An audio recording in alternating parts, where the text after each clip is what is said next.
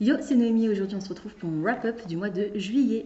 Comme vous pouvez le constater, le décor est un petit peu différent parce qu'en réalité, on est en pleine canicule ici en Alsace et il fait extrêmement chaud chez moi, contrairement au travail où il fait beaucoup plus frais. Donc, ça risque de résonner aussi un peu. J'espère que ça ira au niveau du son, mais je profite de ma pause du repas pour vous filmer cette vidéo maintenant un peu plus au frais.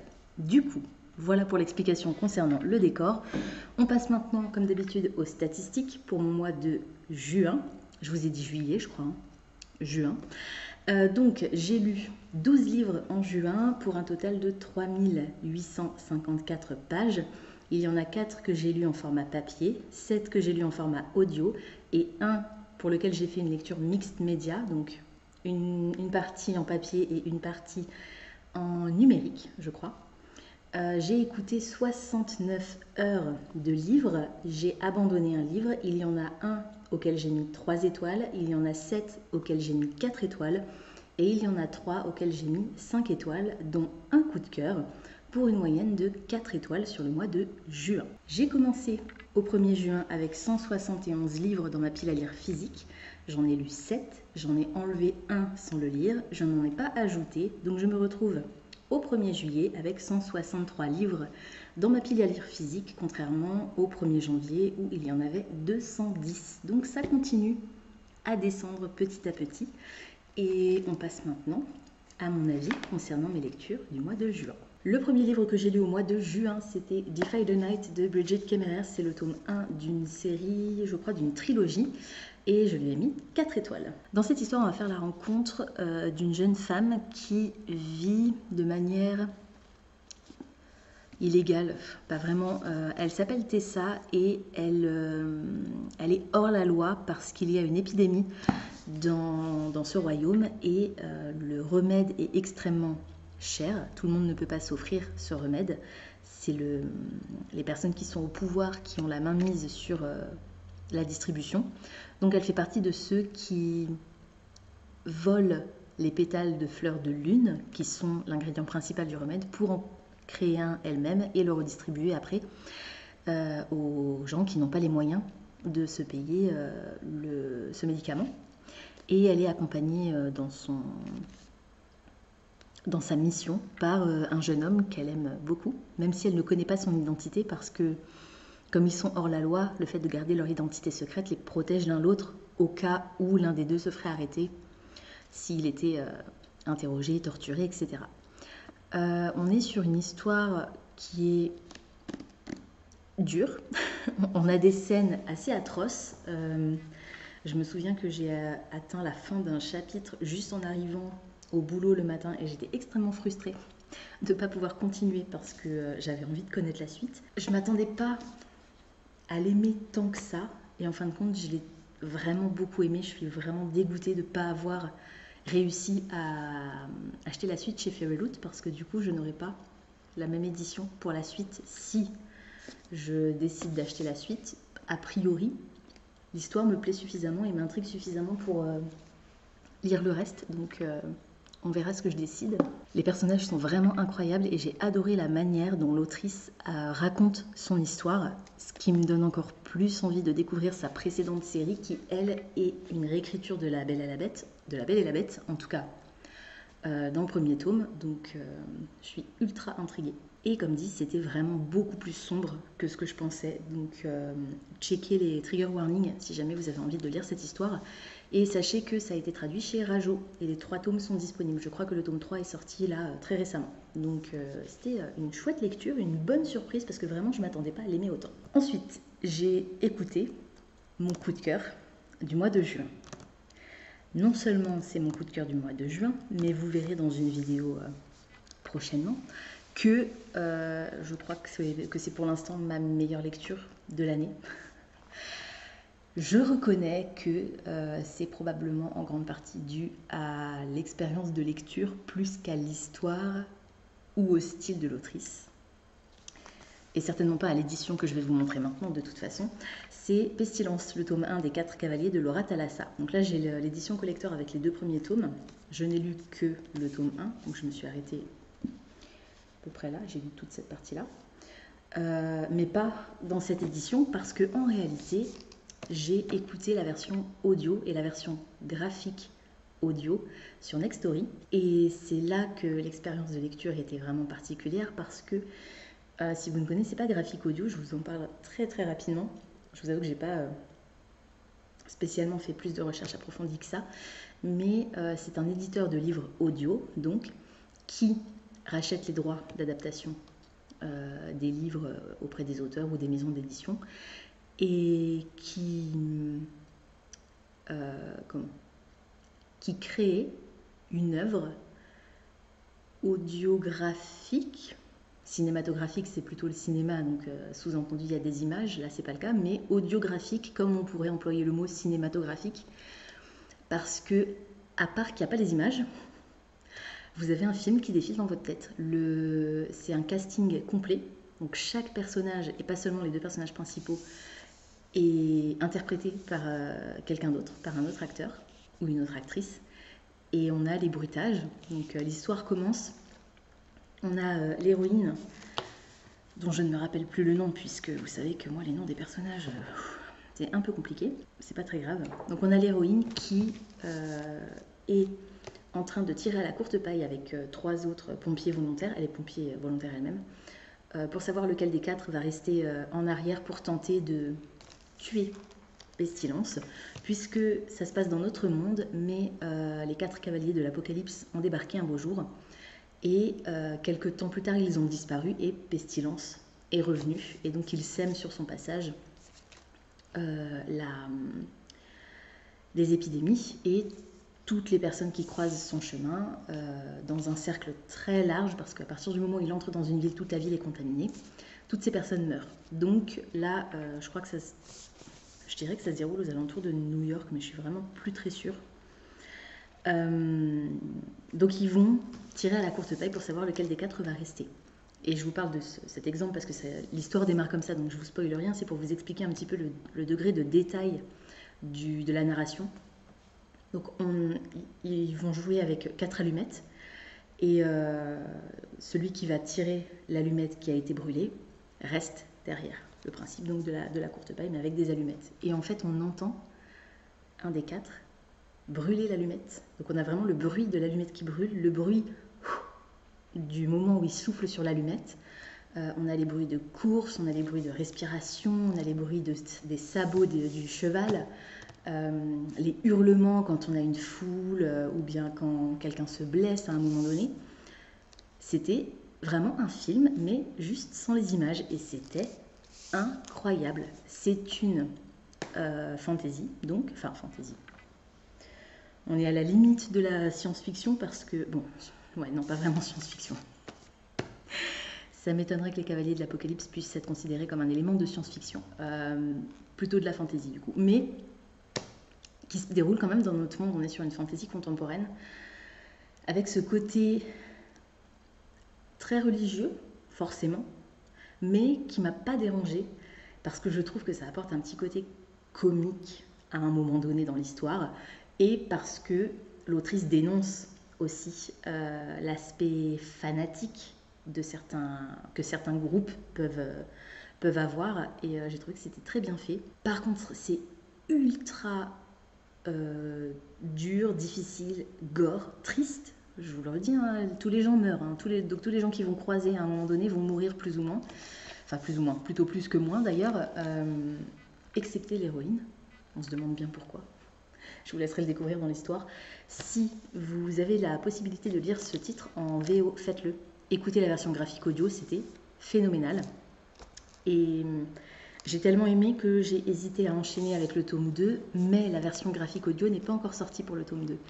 Et du coup, je sais que c'est une série que je vais vouloir lire exclusivement dans ce format-là, parce que c'était vraiment trop bien. Que des 10 à travers le tableau sur Copile, et vraiment un gros coup de cœur pour cette version. Donc la version dont je vous parle, hein, pas celui-ci, je vous remettrai le visuel par là, peut-être. Ensuite, j'ai abandonné The Dragon's Promise de Elizabeth Lim, qui est le tome 2 de Six Crimson Cranes. Et je vous en parle plus en détail dans mon vlog, dans mon Mystery Vlog. Donc je vous mettrai le lien de cette vidéo en barre d'infos pour que vous alliez le voir. Je l'ai abandonné à 41% environ. Comme dit, je ne vais pas m'attarder dessus. Regardez ce vlog si jamais vous avez envie d'en savoir plus. Et je ne l'ai pas avec moi parce que je l'ai déjà revendu. Toujours dans le cadre du Mystery Vlog, j'ai lu Printemps, le tome 3 de Une saison chez les sorcières de Anis Goldenberg. C'était trop bien. Regardez le vlog le Mystery Vlog si vous avez envie d'en savoir plus. Je vais essayer de sortir le tome 4 là, parce qu'on est en été et que le tome 4 se déroule en été. Et que j'ai vraiment beaucoup aimé celui-ci. Donc pareil, toujours le lien du vlog dans la barre d'infos. Et alors je vais vous le montrer vite fait, mais je ne vais pas vous en parler parce que je ne l'ai toujours pas fini. J'avais pioché Arborescente de Frédéric Dupuis en 3e mystery book, et en fait je ne l'ai pas lu. J'ai lu les 2 premiers chapitres et j'ai pas eu le temps de lire la suite, donc je me le garde et ce sera le premier livre du Mystery Vlog du mois de juillet. Pour le vlog du Buzzword, pareil, je vous remettrai le lien de la vidéo en barre d'infos. J'ai lu La rivière des souvenirs, le tome 1 de La tête hors de l'eau de TJ Klune, qui, je l'ai découvert par la suite, en réalité n'est pas censé être une série, mais un one-shot, mais bon, c'est pas grave. Du coup, La rivière des souvenirs, je lui ai mis 4 étoiles et ça m'a permis aussi de compléter mon prompt pour le Year in Eldia, pour le Magical Readathon, pour le mois d'avril. Alors j'ai un peu de retard, mais au moins c'est fait, parce qu'il fallait lire un roman, enfin un livre avec le mot rivière dans le titre. Donc voilà, et comme dit, pour avoir mon avis... Assez drôle d'ailleurs, hein. Je vous invite vraiment à regarder la vidéo du Buzzword. Ce livre en prend pour son grade, cette maison d'édition plus particulièrement. Ensuite, parce que j'avais besoin d'un livre audio et que... Ah bah non, pas du tout. Qu'est-ce que je vous raconte? Non, c'est pas parce que j'avais besoin d'un livre audio, c'est parce que je l'avais pioché dans ma palle des cartes. Et qu'il en restait pas beaucoup à part celui-ci, mais que je l'avais en audio, c'est pour ça que je l'ai fini aussitôt. J'ai sorti One Dark Window de Rachel Gillig. C'est le tome 1 de la duologie The Shepherd King. C'était trop bien. J'ai adoré, je lui ai mis 4 étoiles. On est sur un roman fantasy, du coup, enfin sur de la fantasy, avec une romance, mais c'est assez léger. C'est vraiment plus l'histoire, le contexte politique, le folklore qui est autour de cet univers qui est le plus présent, en tout cas dans ce tome 1. On a une jeune femme qui a un cauchemar qui vit dans sa tête, elle entend une voix dans sa tête, et cette voix lui confère parfois des pouvoirs, elle a une force surhumaine, elle a une vitesse surhumaine, mais uniquement quand elle est en danger. Et on est dans un univers où le roi a interdit totalement la magie, à part pour les détenteurs de cartes. Et donc on a un genre de carte de tarot. Je sais pas si... parce que comme j'ai lu la version audio, je crois pas qu'à un moment donné, dans le bouquin, on ait les visuels des cartes. Ce qui est très dommage, ça aurait pu être sympa. Qu'on ait plutôt les visuels et pas seulement ce qu'est la carte et à quoi elle sert. Donc chaque carte de ce deck a une fonction, a un rôle, et il y a une brume qui recouvre la forêt. Et en gros, l'esprit de la forêt est très mécontent à cause de la disparition de la magie. Et le roi, pour faire se retirer la brume, tente de récupérer toutes les cartes qui sont dispersées un petit peu partout. Et dans le même temps, on a un groupe de mercenaires qui essayent de faire la même chose pour leur propre compte, parce qu'il y a une condition, en plus de réunir toutes les cartes du deck, pour faire se retirer la brume, que le roi a bien entendu cacher à la population, parce que c'est quelque chose de pas très très cool. Et donc on a l'héroïne qui va se retrouver embarquée là-dedans. Alors je me souviens plus comment. Elle a été plus ou moins, je ne vais pas dire élevée, mais elle a été recueillie par son oncle et sa tante. Son père s'est remarié suite au décès de sa mère, et sa nouvelle femme n'est pas quelqu'un de très sympathique. Et elle a deux filles. Ça m'a un peu fait penser à Cendrillon là-dessus, sauf que le père est encore vivant et encore présent dans le paysage. Mais la relation qu'elle a avec sa belle-mère et les 2 filles de sa belle-mère m'a un peu fait penser à Cendrillon. Ce que j'ai adoré dans cette histoire, c'est le style de l'autrice, c'est la manière dont c'est raconté, c'est beau. En fait, le cauchemar qui est dans sa tête, et à chaque fois qu'on a des extraits du livre qui présente les cartes, tout est en rime, et du coup c'est ultra mélodieux, c'est vraiment très très beau, j'ai adoré. Par contre, c'est très sombre. J'ai fait des lectures super dures en fait, moi si je me rends compte. Et pourtant, j'en ai adoré la plupart, mais c'est vraiment très très sombre. Et j'ai trop hâte de lire la suite parce que je ne m'attendais pas à ce que le tome 1 se déroule de cette manière, se termine de cette manière. Et là, j'ai trop envie de connaître la fin, le dénouement de cette histoire, puisque c'est seulement une duologie. L'atmosphère est sinistre à souhait. On est vraiment sur un récit, je dirais presque à la limite de l'horreur. Je me demande s'il n'est pas classé en horreur d'ailleurs sur Goodreads, même si le tag est très loin dans la liste. Mais c'est vraiment... On a vraiment ce côté brumeux, froid, mystérieux, sinistre de la forêt. C'est vraiment à faire dresser les poils sur les bras, en fait. C'est vraiment très bien écrit. Et j'ai hâte, très hâte de lire le tome 2. Et pareil, alors celui-ci, qui a été traduit, mais chez Sabran ou de Saxus, je sais plus. Donc attention à la qualité de la traduction et de la correction. Mais vous pouvez le lire en français si vous avez envie. Ensuite, je vais vous parler très vite des 2 dernières lectures que j'ai fait pour le Buzzword. Donc, on a d'abord Le Roi de la Nuit, le tome 1 des Secrets de l'autre monde, de Laura Thalassa, que j'ai écouté en audio en anglais, donc, et qui s'appelle Rhapsodic, dans la version originale. J'ai adoré, je vous laisse découvrir mon avis complet dans le blog du Buzzword, c'était trop bien. Laura Thalassa, la même autrice que Pestilence, les 4 cavaliers de l'Apocalypse, là. Donc je me doutais que j'aimerais, mais je me doutais pas que j'aimerais autant. Donc je vais vraiment surveiller de très près ce qu'elle écrit. Et le dernier livre pour le Buzzword, c'était Les Chuchoteurs. Et celui-là, c'est celui que j'ai écouté, que j'ai lu en mix média.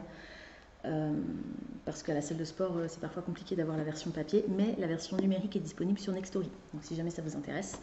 Et là, pareil, j'étais je ne vais pas dire que j'ai été déçue parce que je m'attendais à pas forcément aimer énormément, notamment à cause de la tranche d'âge, le public qui est visé par cette histoire. Mais c'était quand même vachement plus complexe et limite intriguant, peut-être même suffisamment pour me donner envie de lire la suite, mais comme dit, je vous laisse découvrir mon avis complet dans le blog du Buzzword.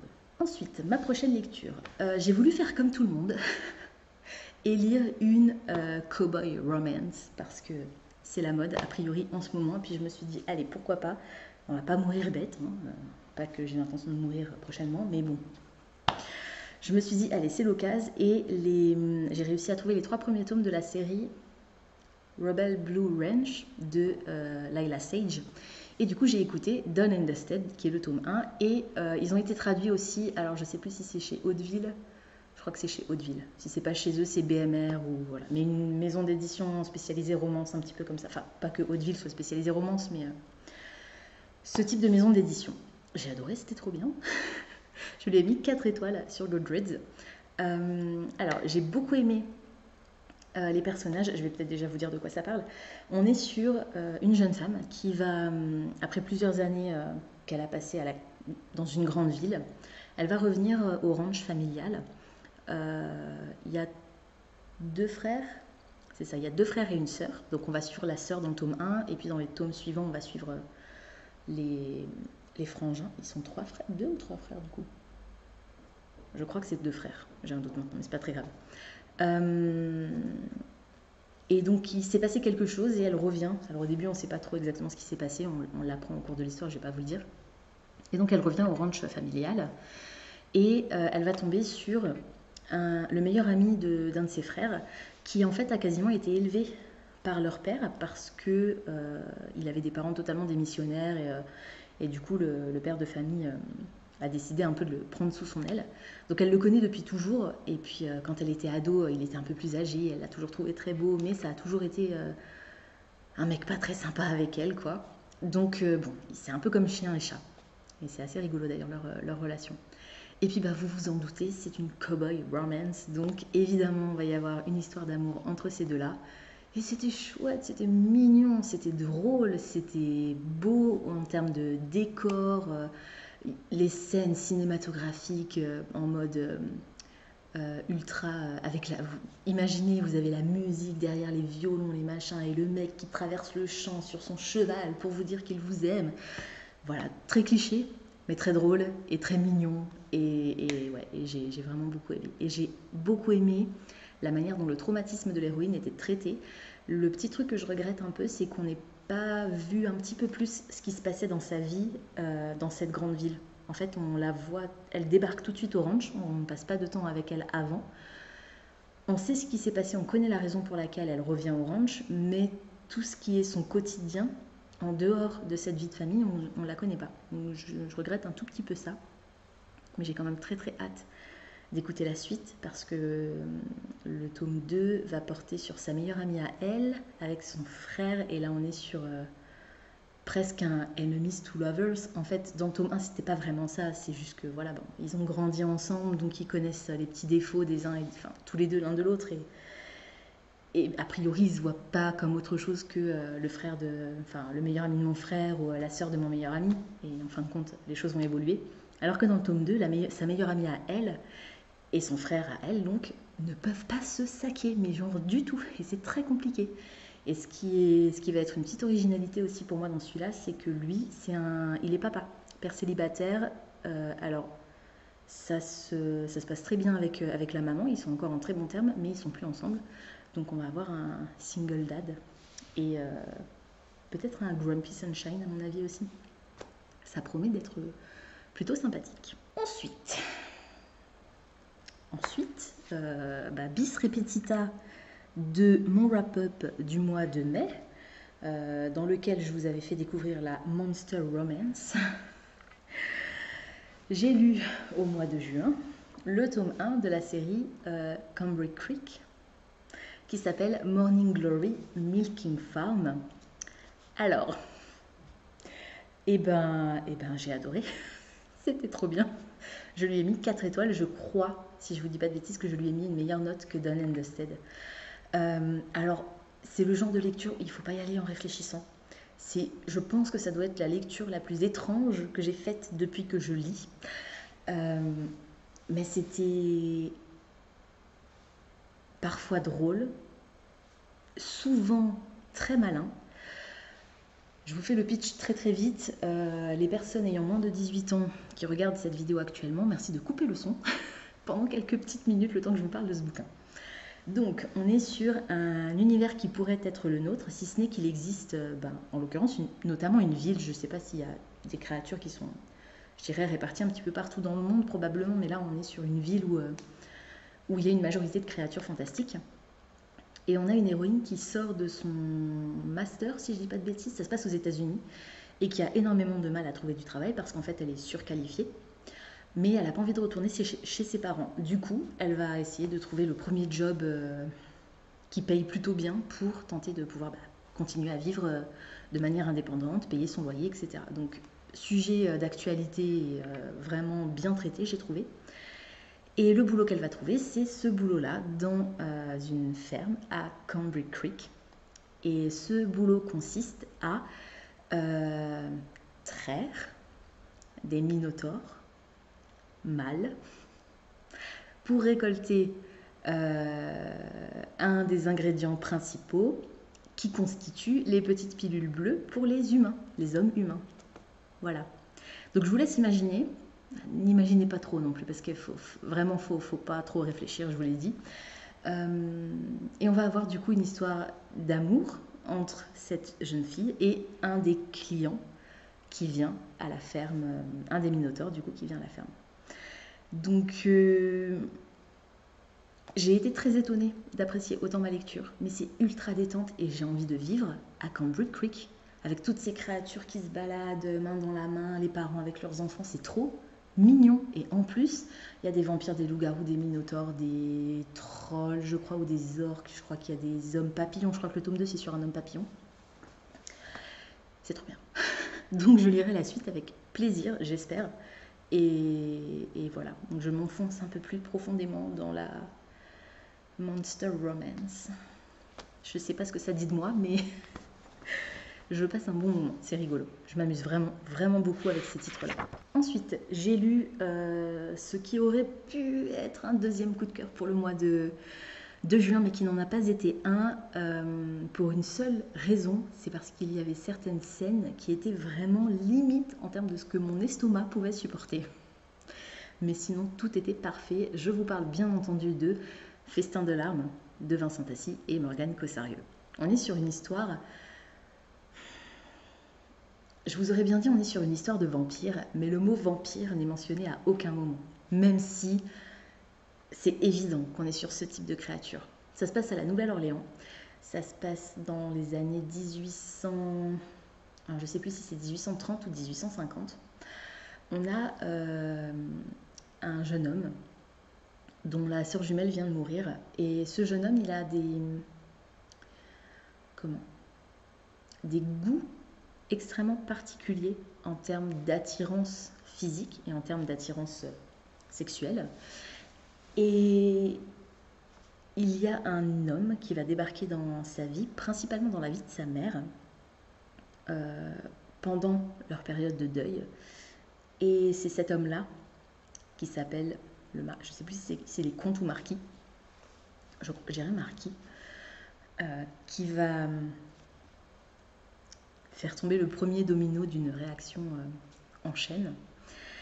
Je vous ai partagé une petite story sur Instagram où je disais que c'était dur, c'était horrible, c'était ultra graphique, c'était gore, c'était décadent, c'était beau, c'était sublime.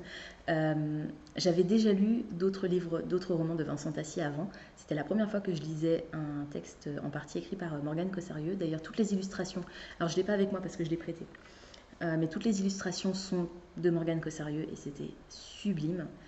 Il y a une vraie justesse, un vrai équilibre entre les illustrations et le texte.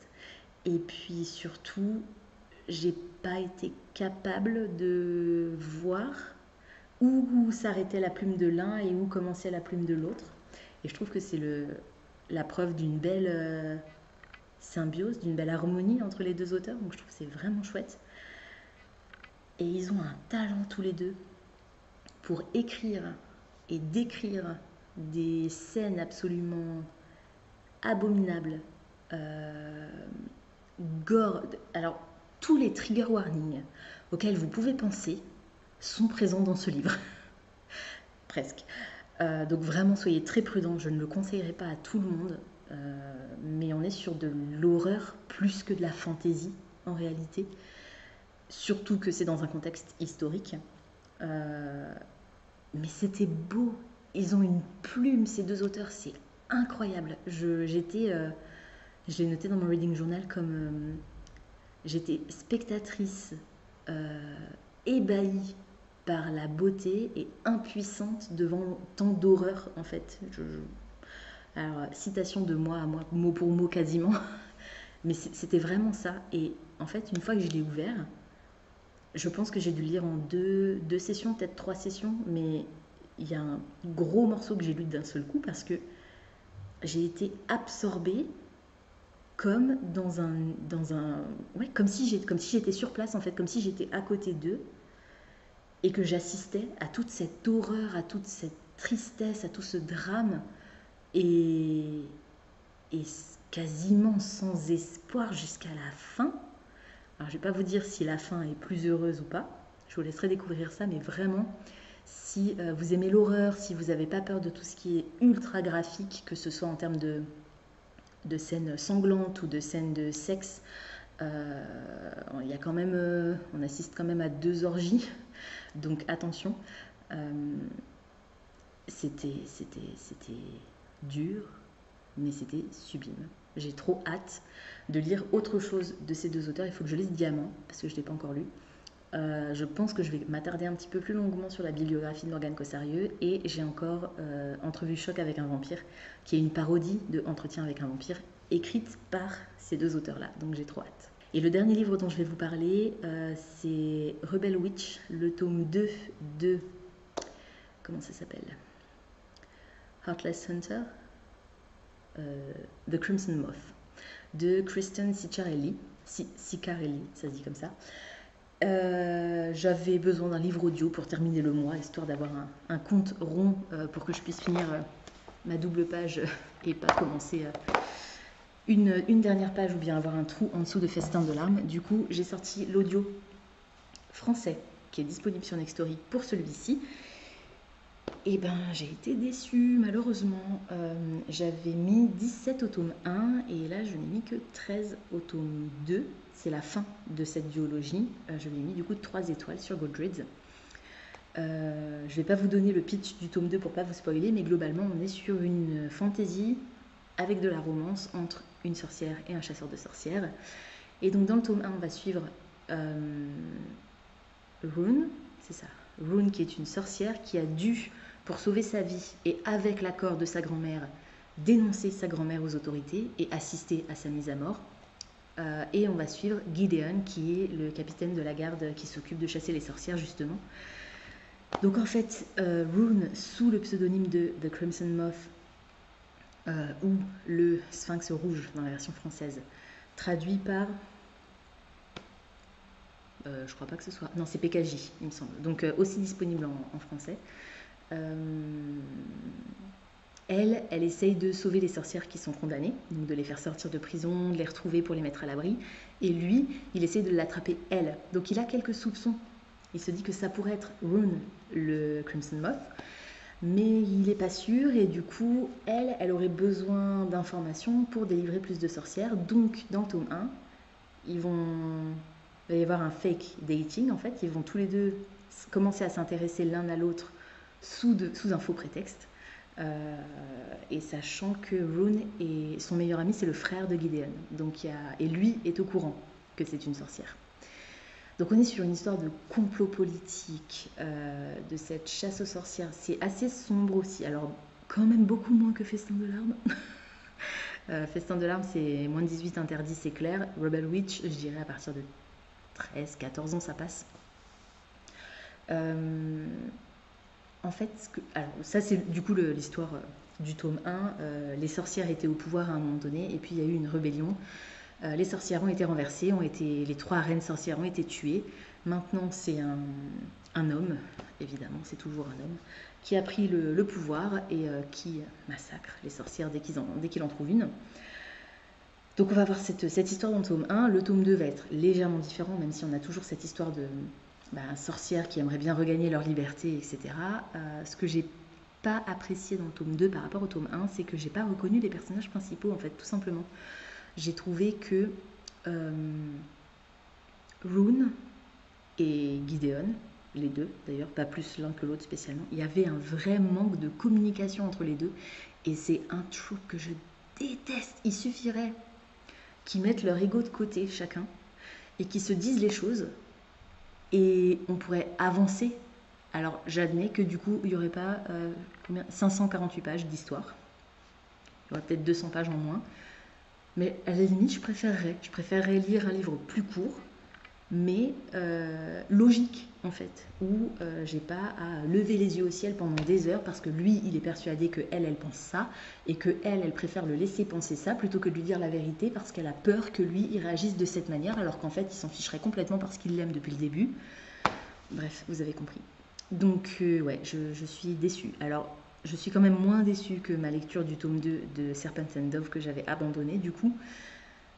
Je trouve que cette duologie est quand même meilleure que celle de Shelby Marine, mais je suis presque déçue d'avoir précommandé l'édition Fairyloot du tome 2 parce que je suis pas sûre que je les relirai un jour. Sachant comment le tome 2 se déroule, j'ai aimé l'histoire, j'ai aimé la construction, j'ai aimé la manière dont ça se termine, j'ai aimé les événements qui se produisent dans le tome 2. Mais c'était dur de les suivre là, chacun leur tour. En plus, alors ça par contre c'est cool, c'est qu'on a une double narration. Donc on a le point de vue de Gideon et le point de vue de Rune. Je me souviens pas si c'était déjà le cas dans le tome 1, probablement.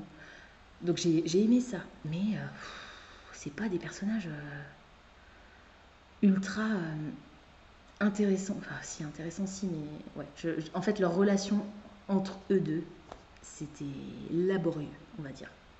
Donc c'est dommage. Voilà, c'est tout pour aujourd'hui. C'était toutes mes lectures du mois de juin. Ça fait longtemps que je vous parle, donc je vais m'arrêter là. Si vous avez envie de laisser une trace de votre passage, mais que vous ne savez pas quoi me dire, laissez-moi dans les commentaires un papillon pour The Crimson Moth, même si j'ai pas forcément ultra aimé ma dernière lecture du mois. Et puis dites-moi aussi ce que vous avez lu en juin. Et je vous laisse pour l'instant. Et puis je vous dis à la semaine prochaine pour la prochaine vidéo. Ciao!